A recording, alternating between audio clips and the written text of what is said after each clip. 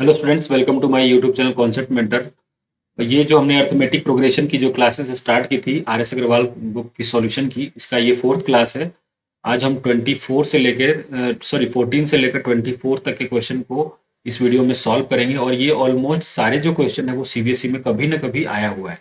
तो वीडियो बहुत ही इंपॉर्टेंट होने वाला है। इसमें आपको मैं इसके कॉन्सेप्ट भी बताऊंगा, क्वेश्चन को कैसे अटेम्प्ट करना है वो भी सिखाऊंगा। अगर किसी ने अर्थमेटिक प्रोग्रेशन का जो इंट्रोडक्शन वाला पार्ट नहीं देखा है तो डिस्क्रिप्शन में आप जाएं, वहां से आपको वीडियो का लिंक मिल जाएगा। प्लस जो भी चैप्टर आप पढ़ रहे हैं, जैसे arithmetic progression R S Agarwal है, तो आपको प्लेलिस्ट में R S Agarwal class 10th arithmetic progression, उसी के अंदर पूरी प्लेलिस्ट में आपको सिर्फ अर्थमेटिक प्रोग्रेशन की वीडियो मिलेगी। अगर आर डी शर्मा होगा तो R D Sharma class 10th arithmetic progression, उसी में आपको आर डी शर्मा के अर्थमेटिक प्रोग्रेशन के सारे सॉल्यूशन मिलेंगे। तो आपको ज्यादा परेशान होने की जरूरत नहीं है। जो बच्चे पहली बार चैनल पे आए हैं उनसे मेरा रिक्वेस्ट है, उनसे मेरी विनती है कि प्लीज हमें जितना हो सके सपोर्ट करें। यहाँ पर क्लास 10th की मैथ, साइंस, एसएसटी पूरी कोशिश होगी कि मैं सारे सब्जेक्ट का आपको बेस्ट से बेस्ट कंटेंट दे पाऊं। तो चलिए आज का सेशन स्टार्ट करते हैं। सबसे पहला क्वेश्चन है, देखिए पहले क्वेश्चन पढ़िए और ये बहुत इंपॉर्टेंट क्वेश्चन है, ये एग्जाम में आता है ऐसा क्वेश्चन और आपको सीखना, ये एनसीईआरटी में भी है। तो आपको ज्यादा परेशान होने की जरूरत नहीं है। कैसे करेंगे ये समझिए, आप क्वेश्चन को समझ जाइएगा, आंसर आप खुद निकाल सकते हैं। ये एक एपी दिया हुआ है 8, 14, 20, 26 ये दिया हुआ है, ठीक है। फिर कहा जा रहा है will be 72 more than it's 41st terms. इसका मतलब क्या हुआ कि ये कोई एपी गिवन है जिसका 41 टर्म होगा, कोई ना कोई 41वां टर्म होगा कुछ ना कुछ। उसमें अगर हम 72 ऐड कर दें, आप सुनिएगा ध्यान से, ये कोई सीरीज दिया हुआ है अर्थमेटिक प्रोग्रेशन का जिसका 41st टर्म कुछ ना कुछ होगा जो हम अभी फाइंड करेंगे। उसमें उस 41st टर्म में मान लीजिए उस 41st टर्म की वैल्यू आ जाए 160, सपोज कर लेते हैं।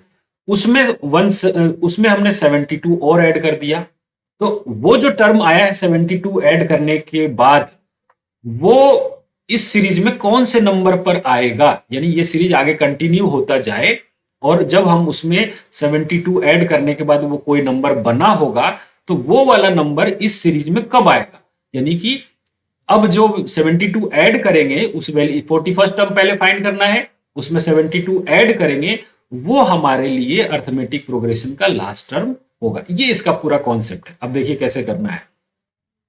सबसे पहले आपको इस सीरीज में जो दिया हुआ है 8, 14, 20, 26, इस तरीके से जो सीरीज दिया हुआ है इसका आपको कौन सा निकालना है, 41st टर्म निकालिए। सबसे पहले तो सबसे पहला काम ये है। तो यानी कि लास्ट टर्म हमने अभी माना है कि 41st वाला है और ए एन का मतलब होता है लास्ट टर्म, और हमें कौन सा चाहिए, 41 वाला चाहिए। तो ए 41 भी लिख सकते हैं जिसका फॉर्मूला होगा A plus N minus one into D. अच्छा बताइए ए क्या है, तो बेटा ए 41 जो टर्म निकाल रहे हैं जिसमें ए की वैल्यू 8 है, 41 टर्म्स चाहिए, यानी एन जो है यहां पर क्या है, एन जो है वो 41 है, तो ये हो जाएगा 41 माइनस 1। डी क्या है, डी की वैल्यू निकालते हैं सेकेंड माइनस फर्स्ट, यानी कि 14 माइनस 8, तो ये कितना आएगा 6, इंटू कर दीजिए 6। सॉल्व करेंगे तो ए 41 वाला टर्म हो जाएगा 8 प्लस 41 माइनस 1 40, और 40 में से 6 को मल्टीप्लाई करेंगे तो ये आ जाएगा 240, यानी कि ए 41 वाला जो टर्म आ गया ये 248 आया है। ठीक है। अब ये कहा जा रहा है कि अगर इसमें मैं 72 ऐड कर दूं, तो ऐड करिए, तो 248 में 72 ऐड करेंगे तो ये 8 और 2 10, 7 4 11 और 1 12 2, और यहां पर आ गया 320, तो ये 320 आएगा, ये 320 आएगा। अब ये 320 इस सीरीज में कब आएगा ये हमें बताना है। कहने का मतलब कि सीरीज ये चल रहा है 8, 14, उसके बाद 20, उसके बाद 26, ऐसे चलते चलते चलते चलते 320 कौन से नंबर पर आएगा वो आप बता दीजिए। तो हमें क्या निकालना है, अब हमें निकालना है एन क्या होगा। तो ए एन, एन ये पता नहीं है ये कौन से नंबर पे आएगा, तो हमने इसलिए लिखा ए एन।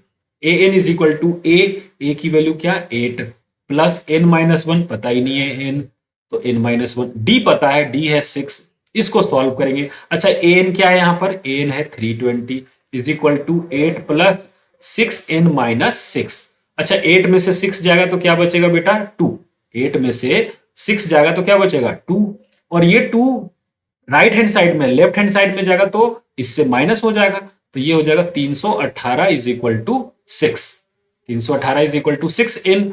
तो जब आप इसको डिवाइड करेंगे तो ये कितना होगा 318 अपॉन 6। 6 से डिवाइड करें तो 6 5 जा 30, 1 बचा, और 6 3 जा 18। यानी कि जब ये सीरीज में बढ़ाएंगे ना तो 53 नंबर पे आपको 320 मिल जाएगा। तो इसका आंसर क्या होगा 53। यही इसका आपका राइट आंसर हो जाएगा। तो आई होप समझ में आया होगा। नेक्स्ट क्वेश्चन भी ऐसा ही है, आप इस वीडियो को रोके सेकंड वाला क्वेश्चन खुद सॉल्व करें, फिर देखिए आंसर आ रहा है या नहीं आ रहा है, और अगर कहीं पे प्रॉब्लम होता है तो मैं अभी सॉल्व कर रहा हूं, आप उसको भी देखिएगा। इसका स्क्रीनशॉट ले लें, फिर बढ़ते हैं नेक्स्ट क्वेश्चन की तरफ। 15 देखिए क्या कहा जा रहा है कि ये टर्म है 5, 15, 25, और ऐसे बढ़ते बढ़ते कोई सीरीज है। कहा जा रहा है कि कौन सा टर्म होगा 31st टर्म में अगर 130 ऐड कर दें।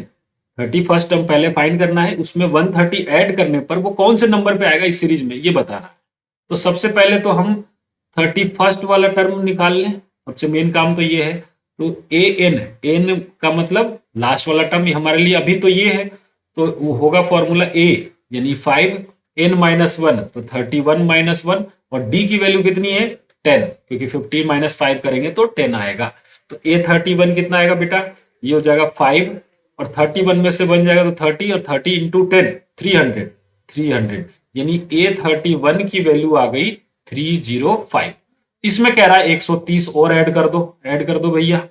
ऐड कर देंगे तो क्या आएगा 5 और 0 ऐड होगा तो 5 बचेगा, 0 और 3 ऐड होगा तो 3 बचेगा, 3 और 1 ऐड होगा तो 435। इसका मतलब ये है कि ये जो सीरीज है 5 फिर 15 फिर 25 इस तरीके से बढ़ते बढ़ते इस सीरीज में ये वाला नंबर कौन से नंबर पे आएगा ये बताना है। तो अभी हमारे लिए ये क्या हो गया फिर से लास्ट टर्म, क्योंकि हमने इसमें कुछ ना कुछ ऐड किया है, बाकी सीरीज एज इट इज है। तो बताइए ए एन कौन सा हो गया 435। यही फॉर्मूला वापस से हम यही फॉर्मूला यूज करेंगे, A N is equal to A plus N minus 1 into D. अभी मैंने इसके अलावा आपको कोई सा फॉर्मूला नहीं सिखाया। तो ए एन हो गया 435, ए की value 5, N minus 1, N minus N ही नहीं पता तो माइनस 1 क्या करेंगे रहने देंगे, और ये डी की वैल्यू 10। ये हो जाएगा 435 is equal to 5 plus 10 n minus 10। ये देखिए 5 में से 10 जाएगा तो -5, और -5 इधर आके ऐड हो जाएगा, तो -5 इधर आके ऐड होगा तो 440 हो जाएगा। ये इज इक्वल टू कितना 10n, तो n की वैल्यू कितना 440 अपॉन 10, 0 से 0 कैंसिल, तो जो n इज इक्वल टू 44 आया, यानी कि ये सीरीज को ऐसे बढ़ाते चलोगे ना आप, तो 44th नंबर पर, 31 नंबर पे कौन सा आया था 31 नंबर पे तो आया था 305, और 44th नंबर पे आ जाएगा 435। तो ये आपका राइट आंसर हो जाएगा। ठीक है स्टूडेंट्स, बढ़ते हैं नेक्स्ट क्वेश्चन की तरफ। क्वेश्चन नंबर 16 देखो क्या दिया हुआ है। इफ यहां पे पढ़ते हैं पहले, सबसे पहले question, if 10th term of an AP is 52, बहुत बढ़िया। 17th term of AP is 20 more than it's 30th term, तो फाइंड द एपी। आप क्वेश्चन को ढंग से समझिए, बस ये भी बहुत अच्छा क्वेश्चन है और एग्जाम में बार बार पूछा जाता है, तो आपको ऐसे क्वेश्चन की प्रैक्टिस करनी है। ठीक है, देखिए सीबीएसई में आया हुआ है, जिन्होंने आरडी शर्मा में ये प्रिंट है, मे बी ये आपको ये ऐसा क्वेश्चन सीबीएसई एनसीईआरटी वाले में भी है, तो वहां भी मैं आपको समझाऊंगा। यहां देखिए क्या करना है, हमें कुछ भी नहीं करना, जो कहा गया है ना उसको फॉलो करना है बस, बस आंसर आ जाएगा। आप ये चीज को देखिए, यहां पर सबसे पहले कहा कि 10th टर्म जो है वो एपी का 52 है। अच्छा 10th टर्म का मतलब क्या हुआ, मान लीजिए मैं आपको समझा रहा हूं पहले, फिर वापस अपन क्वेश्चन करेंगे। जैसे मान लीजिए मैंने लिखा 1 2 3 4 5 6 7 ऐसे लिखा है मैंने, इसका मतलब क्या है बेटा, ये हमारा फर्स्ट टर्म है, ये सेकंड टर्म है, ये थर्ड टर्म है, ये फोर्थ है, ये 5 है, ये 6th है, ये 7th है। तो मैं इसको ए भी कह सकता हूँ, A1 भी कह सकता हूँ, इसको A2 कह सकता हूँ, A3 कह सकता हूँ, इसको A4 कह सकता हूँ, इसको A5, इस तरीके से हम लिखते हैं। ठीक है, तो देखिए यहां पर भी क्या कहा है कि 10th term of AP is 52, यानी कि A10 इज इक्वल टू 52 है। इसको मैं और अच्छे से लिख देता हूं, ये देखिए ये 52 होगा, है ना, ये 52 दिया हुआ है। अब ये बताइए A N is equal to क्या होता है, A plus N minus one into D. ठीक है, तो A ten is equal to क्या होगा, अच्छा यहां एन है तो यहां भी एन है, तो यानी फिर तो यहां पर भी फर्स्ट टर्म तो हमने ए माना, हमें पता ही नहीं क्या है फर्स्ट टर्म, तो हमने ए मान लिया, प्लस यहां एन था तो ये भी एन था, तो ये 10 है तो यहां क्या हो जाएगा 10 माइनस वन, और 10 माइनस वन करेंगे तो कितना आएगा 9d। यानी कि A10 को, ये A10 है, इसको आप ये लिख सकते हैं क्या, बताइए मेरी बात को, तो लिख सकते हैं बिल्कुल, a plus 9d is equal to 52 आ गया। ये हमारा पहला इक्वेशन। बताइए यहां तक कोई दिक्कत, मेरे हिसाब से आपको समझ में आएगा, नहीं तो आप इसको रिपीट करके देखें, मैं एक बार दोबारा समझाने की कोशिश करता हूं। देखिए सबसे पहले दिया हुआ है 10th टर्म जो है ना वो 52 है, यानी कि सीरीज में पहला नंबर को ए कहते हैं, दूसरे को A2 कह लीजिए, A3, A4, ऐसे करके जो 10th टर्म हो रहा है वो हमारे लिए 52 है। ठीक है, पहली चीज ये हो गई। अब इस 10th A10 को हमने कैसे लिखा, अगर हमारे पास फॉर्मूला होता है AN तो ये लिखते हैं A plus N minus one into d. तो AN ही हमने यहां पर AN हमारे लिए क्या है A10, जहां n की वैल्यू क्या है 10, हम इसमें रखेंगे तो ये क्या होगा A, किसी सीरीज का हमने A मान लिया कि पहला नंबर A है, n माइनस वन यानी कि 10 माइनस वन करेंगे तो 9, और d को d रखा, यानी कि जहां A10 है वहां देखिए इक्वल का साइन लग रहा है तो ये लिख सकते हैं, तो यही हमने यहां पर लिखा है। पहला स्टेटमेंट तो ये हो गया। दूसरे कंडीशन में क्या कह रहा है वो देखिए कि 52 and 17th term, 17th term का मतलब, 17th टर्म का मतलब हो गया A17, 17th term is 20 more than it's 13th term, यानी कि इसका मतलब ये हुआ कि जो 17th टर्म है ना वो 13 टर्म से कितना ज्यादा है, 20 ज्यादा है। बताइए इसमें क्या दिक्कत है, यहां कहा है 17th term is 20 more than it's 30th term, उसी सीरीज का 30 टर्म से 20 ज्यादा, ये हमने लिख दिया। अब बताइए अगर A10 को आपने A प्लस 9d लिखा था, A17 को क्या लिखेंगे, A प्लस 16d लिखेंगे क्या, रीजन देख लीजिए, मैं यहां लिख दे रहा हूं, A17 को लिख सकते हैं A plus N minus one, n की वैल्यू 17 है तो 17 माइनस वन इंटू डी, ये देखिए A प्लस 16d आएगा, तो मैं यहां पर 17 की जगह लिख रहा हूं, A17 की जगह A प्लस 16d। अच्छा 13 को लिख सकते हैं क्या, A प्लस 12d, और प्लस का क्या 20। अब मैं यहां से जो पार्ट काम का नहीं है उसको इरेज कर देता हूं, ये देखिए। अब यहां से हम क्या करते हैं, इस a को इस a के साथ कैंसिल कर दीजिए, दोनों सेम है। इस 12d को इधर लेके आइएगा तो ये 4d हो जाएगा और इज इक्वल टू 20, तो d की वैल्यू यहां से आ जाएगी 5, d की वैल्यू कितनी 5। अब इस d की वैल्यू को इसमें रख दीजिए, तो a plus 9 into 5 is equal to 52, तो a plus 45 is equal to 52, तो a इज इक्वल टू कितना 52 माइनस 45, 52 में से 45 जाएगा तो ये बचेगा 7, यानी कि अब देखिए सीरीज की पहली वैल्यू क्या है 7, कॉमन डिफरेंस क्या है प्लस का 5, तो हमने टर्म्स लिखने का क्या तरीका बताया था कि जो भी आए लिख दीजिए पहला, और इसको ये जो डिफरेंस है ना उसको ऐड करते जाइए, तो 7 और 5 12, 12 और 5 17, 17 और 5 22, 22 और 5 27, ये आपका एपी आएगा, ये इसका करेक्ट आंसर है। ठीक है स्टूडेंट्स, नेक्स्ट क्वेश्चन नंबर 17 है कि find the middle term of the AP, यानी कि इस एपी का मिडिल टर्म क्या है हमें बताना है। तो पहले तो ये पता कर ले कि टोटल टर्म कितना है, पहले तो ये पता करना पड़ेगा कि यहां से लेकर यहां तक टर्म कितने, उसके बीच वाला बता देंगे। अगर मान लीजिए काउंटिंग इवन होगा, मान लीजिए काउंटिंग इवन हो गया कि 1 2 3 4 5 6, तो फिर बीच वाला कौन सा हो सकता है, ये दोनों हो सकते हैं। अगर इवन ऑड हुआ तब तो कोई दिक्कत ही नहीं है, तो पहले ये पता करेंगे कि नंबर ऑफ टर्म कौन कितने हैं, इवन है या ऑड है। तो हमारे पास फॉर्मूला वही है, A N is equal to A plus N minus one into D. अच्छा ए एन कितना 216, ए कितना 6, एन का पता ही नहीं है, और डी कितना, दोनों के बीच में डिफरेंस देखेंगे तो 7 का डिफरेंस है, तो 216 is equal to 6 plus 7 n minus 7, 6 में से 7 जाएगा तो -1 बचेगा और -1 उधर आके प्लस होके 217 हो जाएगा इज इक्वल टू 7n होगा। देख लीजिए आप यहां पर, तो n इज इक्वल टू हो जाएगा 217 अपॉन 7, 7 तिया 21 और ये आ गया n इज इक्वल टू कितना 31। अब देखिए ऑड आया ना, तो ऑड में तो फिर कोई दिक्कत ही नहीं है। जैसे मान लीजिए 1 2 3 4 5 ये ऑड नंबर है, तो इसके बीच वाला ये देखिए, ये बीच वाला जो है इसका कौन सा थर्ड वाला पोजीशन जो है वो मिड पॉइंट है। थर्ड वाला पोजीशन क्या है, मिड पॉइंट है। और ये कैसे आया, तो पहले टर्म और लास्ट टर्म को ऐड करिए, तो 1 और 5 को ऐड करेंगे तो 6 आएगा और 6 को 2 से डिवाइड करेंगे तो 3 आएगा, यानी थर्ड वाला मिड पॉइंट था।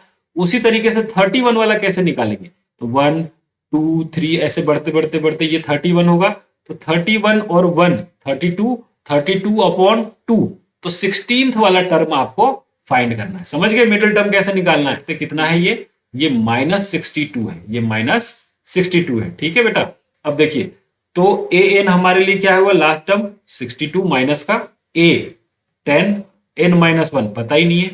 डी की वैल्यू 7 में से 10 जाएगा तो -3 बचेगा, -62 ए का वैल्यू हो गया 10, इसको मल्टीप्लाई करिए तो ये हो जाएगा -3n और +3।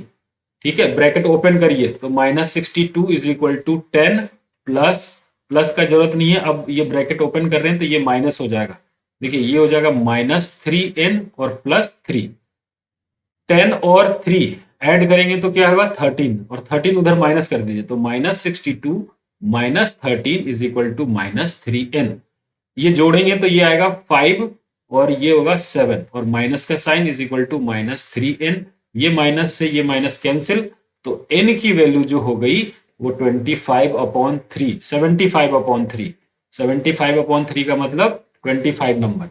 अब 25 आ गया तो मिडिल टर्म क्या होगा, तो इसमें आपको मैंने बताया था कि जैसे ये 1 है 2 है 3 है 4 है 5 है 6 है, लास्ट टर्म क्या होगा, ये हो गया 25। तो मिडिल टर्म के लिए फर्स्ट और लास्ट को जोड़ के 2 से डिवाइड करिए, तो 1 और प्लस 25 26, 26 को 2 से डिवाइड करेंगे तो 13, यानी कि A13 वाला टर्म चाहिए आपको। ए की वैल्यू कितनी, ए की वैल्यू है 10, n-1 13-1 12, डी की वैल्यू कितनी -3, सीरीज तो वही है, तो A13 आ जाएगा 10 और ये होगा माइनस का 36। सॉल्व करेंगे तो कितना आएगा, 36 में से 10 जाएगा -26 इज योर राइट आंसर। तो 18 क्वेश्चन का जो राइट आंसर हो जाएगा वो -26 होगा। आप चाहें तो इसका स्क्रीनशॉट ले लीजिए। ठीक है, क्वेश्चन नंबर 19 कहा गया है sum of two middle most term, यानी दो हो सकता है ये जरूर, अगर टू मिडिल मोस्ट का है तो ये नंबर ऑफ टर्म्स इसमें ऑड आएंगे, जैसे इसमें 31 आया था ना, और इसमें हो सकता है इवन आ जाए, 30 आ जाए, 16 आ जाए, 14 आ जाए। अब इसको चेक करेंगे तो देखिए सीरीज क्या है अपने पास बेटा, सीरीज वही दिया हुआ है -4/3, उसके बाद -1 -2/3, इस तरीके से सीरीज बढ़ रहा है और ये आ गया 4:1/3, ये है हमारे लिए लास्ट टर्म। तो ए एन की जगह 4:1/3 रख दीजिए, ए -4/3 प्लस n-1 पता ही नहीं है, डी की वैल्यू क्या हो जाएगी -1 और -4/3। सेकेंड टर्म है माइनस होता है बीच में साइन, फर्स्ट टर्म है -4/3, ये दोनों ऐड हो जाएगा तो -1 और +4/3, 3 एलसीएम लेंगे तो -3 + 1 यानी कि 1/3 इज योर कॉमन डिफरेंस, तो 1/3 कर देता हूं। 4 तिया 12 और 1 13/3 ये हो गया इज इक्वल टू -4/3, ये मल्टीप्लाई करिएगा तो ये आएगा प्लस का n/3 और ये आएगा -1/3। ठीक है, देखिए ये दोनों का डिनोमिनेटर सेम है, इसका और इसका, तो डिनोमिनेटर सेम है तो नीचे तो 3 ही होगा और ऊपर वाले दोनों जुड़ जाएंगे तो कितना होगा -5/3, और ये -5/3 इधर जाएगा तो क्या बचेगा 13/3 plus 5/3 is equal to n/3। 13 और 5 जोड़ेंगे तो कितना हो जाएगा, 13 और 5 जोड़ेंगे बेटा तो ये हो जाएगा 18, ये आ जाएगा n/3 इज इक्वल टू 18/3, 3 से 3 कैंसिल तो n इज इक्वल टू कितना आ गया 18। देखिए मैंने कहा था ना इवन आएगा। अब सोचिए इवन है तो भैया कौन सा होगा मोस्ट मिडिल टर्म है, ये सोचना पड़ेगा। अगर ऑड होता तब तो बता देते, लेकिन मिडिल मोस्ट टर्म कौन सा होगा? जैसे मान लीजिए मैं नंबर लिखता हूं 1 2 3 4 5 6, तो ये दोनों मिडिल टर्म है, दिख रहा है आपको? ये दोनों क्या है? मिडिल टर्म है। अच्छा, अगर मान लीजिए ये 6 तक लिखा है, मैंने ये 6 लिखा है, तो अगर इधर से बात करें, अगर इधर से बात करें अपन 6, अगर मान लीजिए ये 7 होता, मान लीजिए ये 7 होता, ठीक है, अभी 6 है, अगर 7 होता, ये देखिए 1 है 2 है 3 है 4 है 5 है 6 है और 7 है, अगर ये 7 होता तो फोर्थ वाला जो है इसका मिडिल टर्म है, फोर्थ वाला मिडिल टर्म है इसका, क्योंकि दिख रहा है भाई इधर भी 3 नंबर और इधर भी 3 नंबर। लेकिन अगर 6 है तो 3 और 4 जो है इसका मिडिल टर्म हो रहा है, 3 और 4 इसका मिडिल टर्म हो रहा है। तो सिमिलरली जब 18 है तो 18 वाला जब नंबर है तो कौन सा मिडिल टर्म होगा? 9th और 10th होगा या 8th और 9th होगा, ये बताइए आप। तो 6 का हाफ किया तो क्या आया था? 6 का हाफ किया था तो 3 आया था, और 3 से अगला वाला मिड टर्म है, देख लीजिए आप ढंग से, हम ये नंबर था 6 तक, तो 6 का हाफ किया तो 3 आया, और 3 का अगला वाला टर्म यानी कि 3 और 4 वाला मोस्ट मिडिल टर्म था। तो सिमिलरली 18 का हाफ करेंगे तो कौन सा होगा? 9, और 9 और 10 जो है वो आपका मिडिल टर्म हो जाएगा। ऐसे आपको ध्यान में रखना। तो 9 और 10th टर्म हमें निकालना है और उन दोनों को जोड़ देना है। तो बताइए 9th टर्म क्या हो जाएगा? a9 is equal to A की वैल्यू कितनी? -4/3 प्लस n-1, 9th टर्म निकालने हैं तो 9 - 1 8, और d की वैल्यू कितनी? d की वैल्यू हो गई आपके पास 1/3। सॉल्व करेंगे तो a9 इज इक्वल टू आएगा -4/3 और प्लस 8/3। सिंप्लीफाई करेंगे तो a9 वही आएगा 4/3, क्योंकि डिनोमिनेटर सेम है। अब 10th टर्म निकाल दीजिए, a10th क्या हो जाएगा? -4/3, 10 - 1 का मतलब 9 इंटू डिफरेंस 1/3, ये 3 आ जाएगा।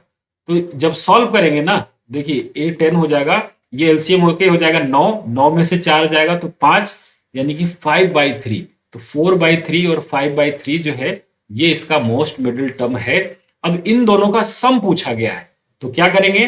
4/3 प्लस 5/3 करेंगे, दोनों का एलसीएम आएगा 3, ऊपर में आएगा 9, सॉल्व करेंगे तो 3। तो यानी कि मोस्ट टू मिडिल टर्म का जो सम है वो 3 होगा, और यही आपका आंसर होगा बेटा। तो ये बहुत इंपॉर्टेंट क्वेश्चन है, मे बी एग्जाम में पूछा जा सकता है, आप इसको अच्छे से प्रिपेयर करें, ठीक है। बढ़ते हैं नेक्स्ट क्वेश्चन के तरफ। क्वेश्चन नंबर 20 है, find the 8th term from the end of the AP. अब देखिए हम बेटा अभी तक निकाल रहे थे शुरुआत से, एंड से नहीं निकाल रहे थे, हम क्या कर रहे थे? शुरुआत से निकाल रहे थे। अब यहां कह दिया एंड से निकालो, तो एंड का तरीका क्या है मैं आपको बढ़िया से बताता हूं, आप ढंग से समझिए। सीरीज जब भी कह देना आपको 8th टर्म की तरफ से, आप ये सोचे ही नहीं कि मुझे एंड से क्या होगा, टोटल टर्म्स क्या होगा, ये सब कुछ भी नहीं सोचना। आपको एक चीज बताता हूं, वो ध्यान रख लीजिएगा, बस आपका काम हो जाएगा। क्या है? आप इस सीरीज को कर दीजिए उल्टा, मेरी बात समझिए, और सीरीज को कर दीजिए उल्टा।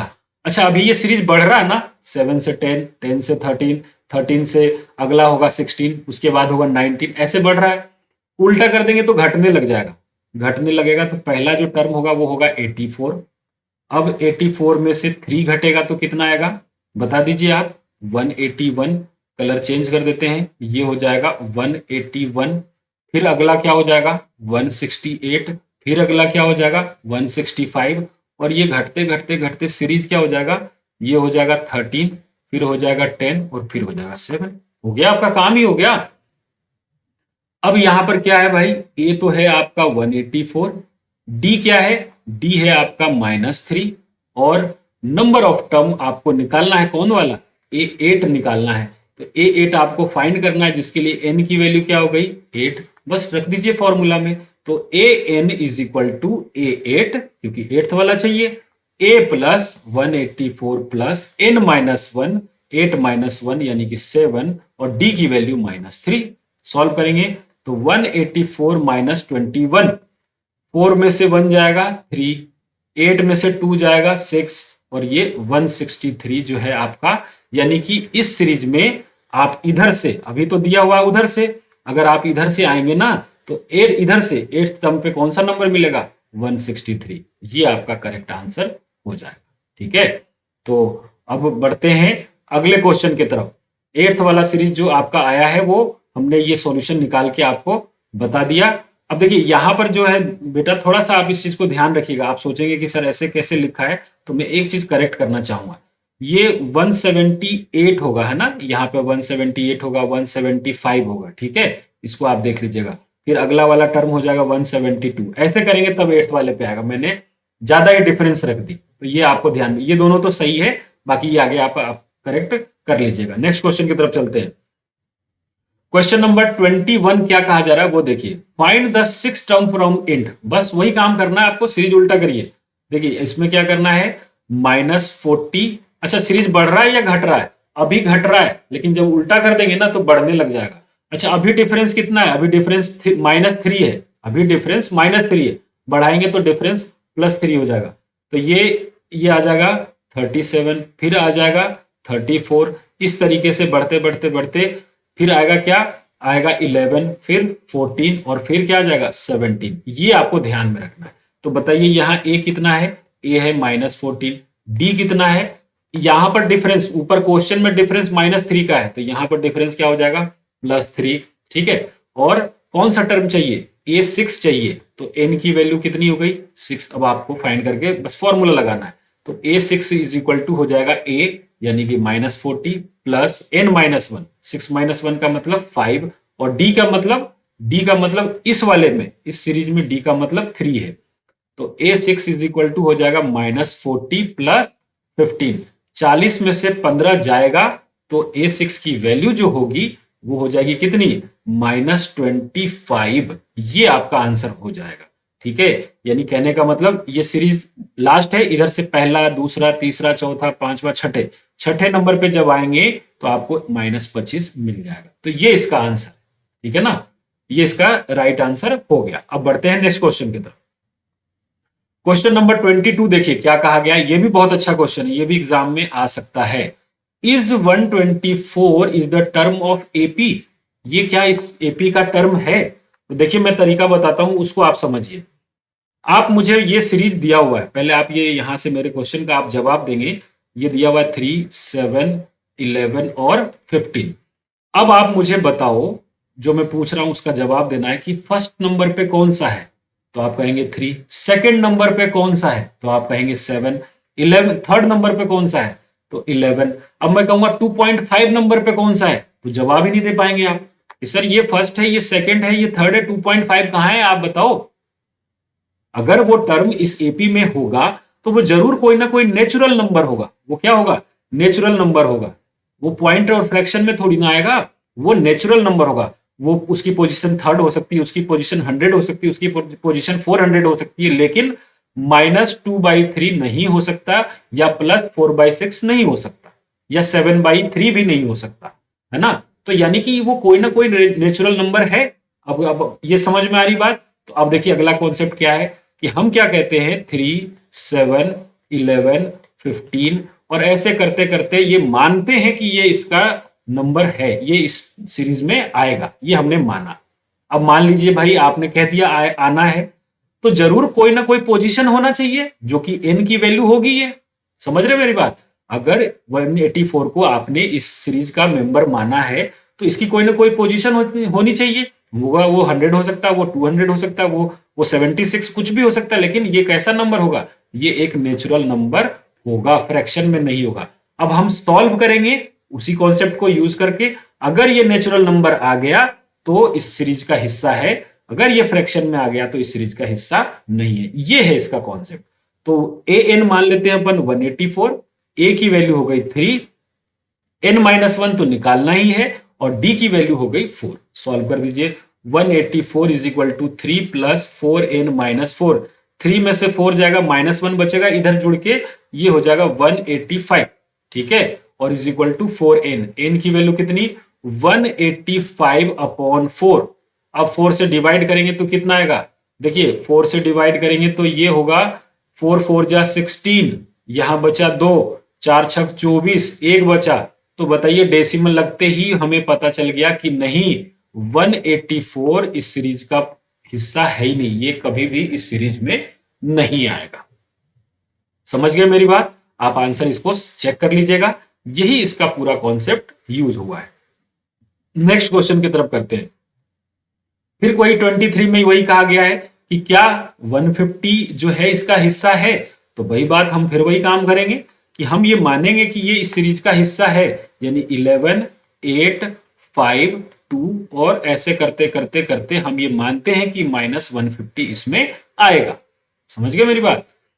तो भाई साहब आप ये बताइए ए की वैल्यू क्या, ए हमने इसको लास्ट टर्म मान लिया -150 को, तो -150 इज इक्वल टू एन है ये, ए प्लस 11 प्लस n-1 और डी की वैल्यू 8 - 11 करेंगे तो -3 आएगा। तो ये हो गया -150, 11 प्लस इसको इससे मल्टीप्लाई करेंगे तो -3n और ये आएगा +3। ब्रैकेट ओपन कर दीजिए, -150, 11 प्लस, बेटा ब्रैकेट ओपन करोगे तो ये साइन यहां से हटा के अपन यही लगा देते हैं, -3n और प्लस का 3, 11 और 3 14, प्लस का 14 आया, उधर जाके माइनस का 14 हो जाएगा। तो 160 - 14 इज इक्वल टू माइनस का 3n। 50 और 10 60 और 4 64, यानी कि 164 is equal to -3n। Minus से माइनस कैंसिल। अब देखिए 3n इज इक्वल टू कितना आ गया, देख लीजिएगा, यहां से कैलकुलेशन पूरी चेक कर लेना आपको अच्छे से। तो यहां से आ जाएगा 164/3। अब ये देखिए 6 4 10 1 11, ये 3 से डिवाइड ही नहीं है, तो ये भी इसका टर्म नहीं होगा, नॉट। यहां पे भी इसके क्या लिखेंगे कि नहीं, ये भी इसका पॉसिबिलिटी नहीं है कि ये जो टर्म -150 जो है वो इस सीरीज का हिस्सा होगा, ऐसा कोई जरूरी नहीं है। समझ गए मेरी बात? इसमें भी हम यही कहेंगे कि 164 जो है इस सीरीज का हिस्सा नहीं है। तो इस तरीके से स्टूडेंट्स आज हमने इस क्लास में 23 तक के क्वेश्चन को सॉल्व किया। नेक्स्ट क्लास में हम 24 से लेके आगे तक के कुछ 10 to 15 क्वेश्चन और सॉल्व करेंगे। आई होप आज जो भी मैंने समझाया वो आपको कॉन्सेप्ट समझ में आया होगा। आज की वीडियो आपको पसंद आई है तो प्लीज लाइक करें और कमेंट करके हमें बताएं, ताकि हम इस पे कुछ सुधार की बात हो, कुछ आपको प्रॉब्लम आ रहा है समझने में, तो मैं उस पर काम कर सकूं। मिलते हैं फिर नेक्स्ट वीडियो में, तब तक के लिए ऑल द बेस्ट।